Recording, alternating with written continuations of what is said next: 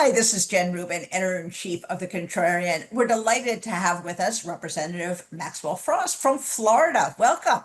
Hey, good to be on. Thanks for having me. We woke up this morning and heard news of some released documents on Epstein. Tell us what's in them and why it's so significant that we're getting more and more evidence that Donald Trump had perhaps a closer relationship with Jeffrey Epstein than he has previously admitted. Yeah, well, I mean, it is fact, not conjecture, that Jeffrey Epstein and Donald Trump were very close friends. Very close friends. He also had a close relationship with Ghislaine Maxwell as well. And so anything people say the contrary is just not true. It's out there, it's proven fact, and that's important to know. Now, of the new documents that we received on the Oversight Committee, there's three specific ones that we released that are a bombshell. And these are three different emails. One of them specifically is from Jeffrey Epstein himself, between him and Ghislaine Maxwell. And Jeffrey Epstein himself is commenting on kind of everything going on, and he's saying that he's a bit surprised that Donald Trump's name hasn't really come up much, or if at all, during the initial investigations and everything being in the press. He says that the reason it surprises him the most is because he spent hours alone with one of the victims. And that alone, I mean, shows that at a minimum, if you want to be very benevolent, at a minimum, not only was he aware of what was going on, but he was around it.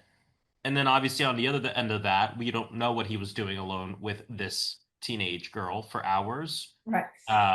And so I think that's, this is a huge development. Right. In And let me just stop you there. The name is obviously redacted to protect the victim.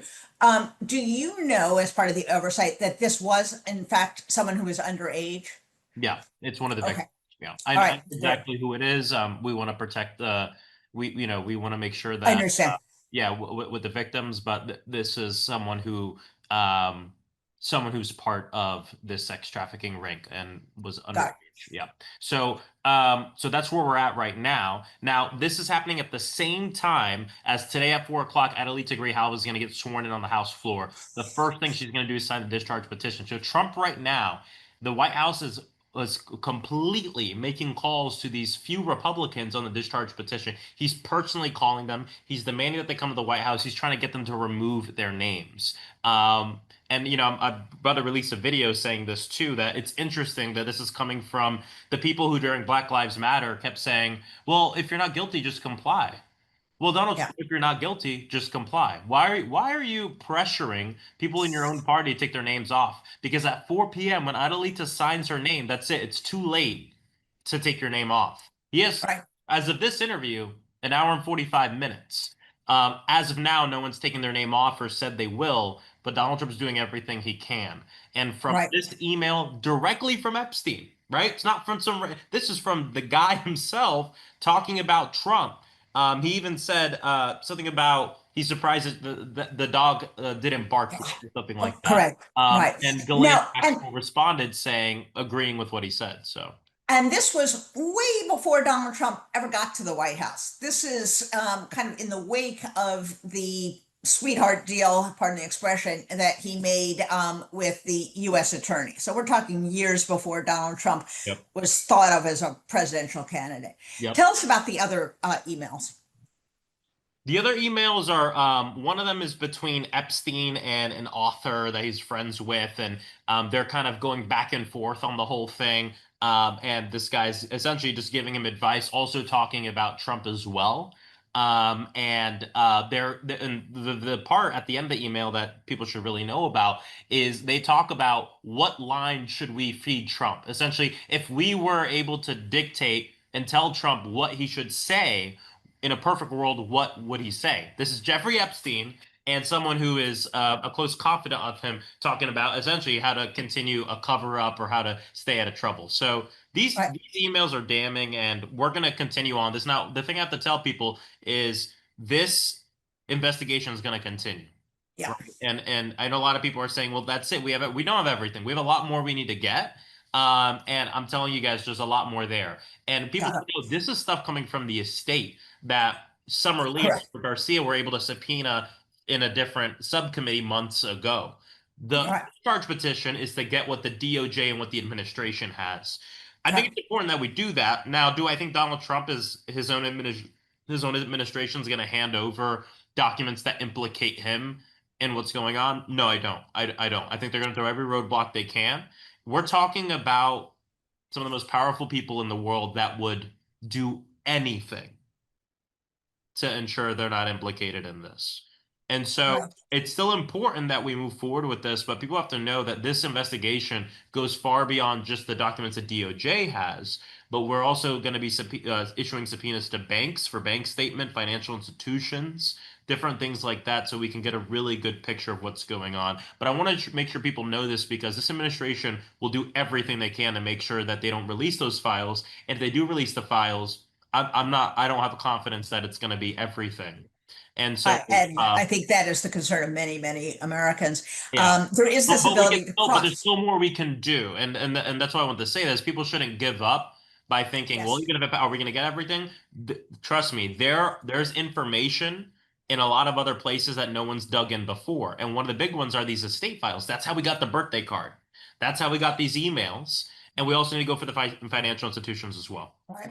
Now, for Republicans who are thinking of taking their names off that petition, that would seem to be very foolhardy at this point. Yeah. In the very timely release of these emails, it's Yep. very clear to the American people that this is really a horrific issue.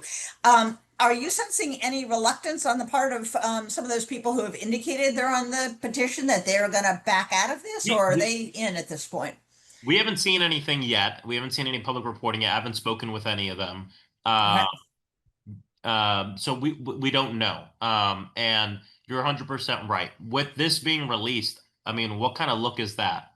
Right? We Yes, receive probably the most damning evidence we've received thus far. And on the absolutely. same day you remove your name. I'm not sure they'd do that, but I promise you, Trump is doing everything he can. He's promising things, he's threatening things. I mean, everything you can think of. Again, these are Right. people that will do anything. Right. Right? This is the man who incited insurrection on our nation to stay in power.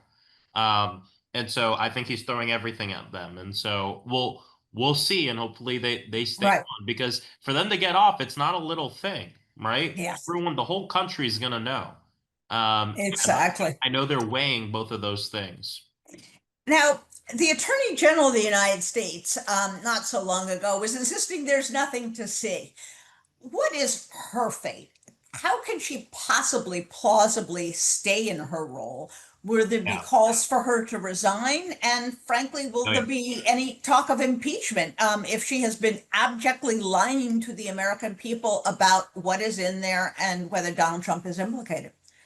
We'll see as we continue. I mean, yeah, I mean, Pam Bondi is a lapdog crony sycophant for Trump, but that's what she was Yeah, hired to do. I always tell people, was always telling people during the election, as he puts together his team, he's not looking for a team to win an election. He's looking for a team to steal an election. He's looking for a team that will do whatever he says, and that's the biggest lesson that Donald Trump learned from last term and that we have to understand is the most This is why he's more effective for evil this term because last absolutely. time he allowed himself to be surrounded and put people in positions of power that were with him on neo-fascism and everything, but weren't necessarily loyal to him like you're loyal to a king. And so some of them, at even some points, pumped the brakes on stuff, and he couldn't fully trust them. He wasn't going to make that mistake again. That's why the first name he put forward was Matt Gaetz. I mean, he was like, that's my guy. And then he went for Pam Bondi, who I know a lot about, was our attorney general in Florida, did horrible things there, going after working people especially. Then she left and went to become a top tier lobbyist and, continue to sell her soul for millions and millions of dollars. And I promise you that when she was talking with Trump about becoming the attorney general for the country, there was a pact or oath made privately that she would do everything she can to defend Trump. That's why she's really not the attorney general of the people or of the country. She's Trump's personal lawyer. And Absolutely. she happens to be the attorney general. She's 100% part of this huge cover up, and we will seek accountability on that as well. Absolutely. Let me switch gears from your role on the Oversight Committee to your role on the Transportation Committee. And you really are, it seems, in the center of all the big issues these days. Yeah. It has become very evident that our air traffic system is a mess. We've lost people. This administration was threatening people. This administration has laid people off. How concerned are you about the state of the air traffic system, and what can Congress, or what should Congress be doing about it? A few things. Number one, for a long time, the system's been out of date and is needed modernization. For a Yeah. long time, our air traffic controllers have been severely understaffed, but it's hitting critical levels, while at the same time we have an incompetent administration and an idiot in Sean Duffy who just does not know what he's doing. I mean, the guy literally does not know how to run DOT. He doesn't understand the day-to-day of what's going on. So you have kind of this issue that's been prevalent for a long time coming to headbutting with the fact that this guy doesn't know what he's doing, and it's even worse. And for people to know, our air traffic controller, their staffing levels have been low this entire year, and then Doge came in, fired people, and did all this. And then, of course, the shutdown on top of that, with Trump shutting down the government so that way he could raise healthcare costs on people, made it even worse. Our air traffic system right now is we're not in a good place.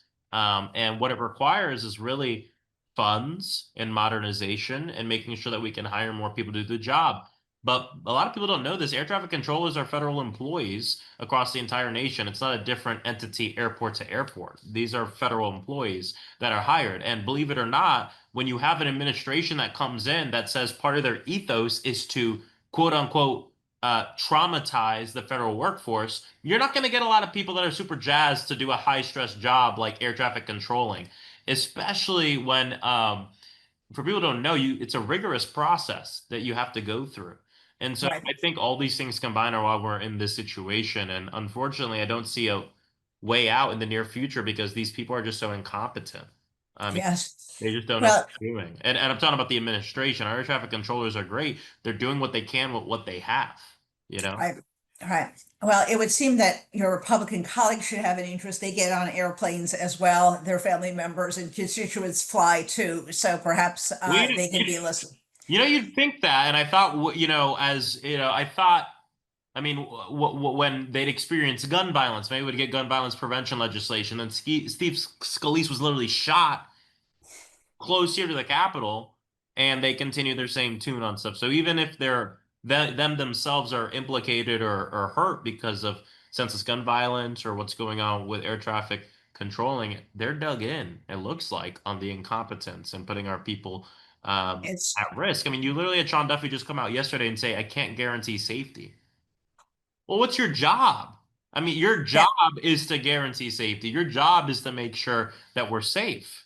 I mean, it was just insane to hear him say that. I don't know why I continue to be surprised, but yeah, when you I know. when you You're feel, in company there because yeah, you yeah, keep thinking people who take these jobs operate in good faith. And why would you take this job if you weren't if you weren't, dedicated to serving the American people? We have learned otherwise. yeah, Last topic that I want to hit, which is perhaps the most important and is obviously on people's minds, and that is the ACA premiums are going to skyrocket. I don't know the precise numbers for your constituents, but yeah. these are dramatic increases. Um, are Republicans just content to allow people to be priced out of health insurance? Is there any reason to believe that they're going to realize we are in a crisis and come to the table to try to deal with it? That's the sad part, Jen. I think a lot of them do know we're in a crisis. I think a lot of them are feeling heat, but they're scared of Donald. They're more scared of Donald Trump than they are of their own constituents, and so they're making the determination that I just need to like do what Trump says. In Florida, we have the largest Affordable Care Act marketplace in the country, 1.9 million people. My district is the seventh largest Affordable Care Act district in the country. So 189,000 people in my district alone have their healthcare costs going up. And Wow. people ask me why. Like, why would they do this? It's going to hurt Republicans too. It hurts everyone. And the answer is very simple. They gave permanent tax cuts in the big, beautiful bill to billionaires and mega corporations. Tax giveaways cost our nation money. because it's less revenue that we're coming in to make sure that we can have a fire department in our schools and the air traffic controllers and everything that we do. And so what they have to do is they have to make sure that we up the revenue a little bit. And instead of having the billionaires and corporations do that, because that's who Donald Trump fights for, and that's what he is, he wants working people to do it. So he wants you to pay more for your health care so that way billionaires can pay less. That's it. That is literally what's going on. There's nothing else. That is what's going on. It's been the same thing over and over and over again. People know this story. It's the same tired story. The rich get richer, the poor get poorer. I mean, it's the same thing people are used to. It's just on such a massive scale and it's right in front of your face. And it don't matter if you're a Democrat or Republican or whatever. It's going to impact you. Well, I think it's pretty clear where the Republicans stand at this point. I think it's pretty clear where the Democrats stand. So we're going to see if they really have the nerve to go through with this. Yeah. Thank you so much, Congressman, for all you're doing in all three of these issues and for coming to chat with us. We will absolutely have you back as we follow all three of these stories. So thank you very much. We'll see you soon. Thanks for having me on.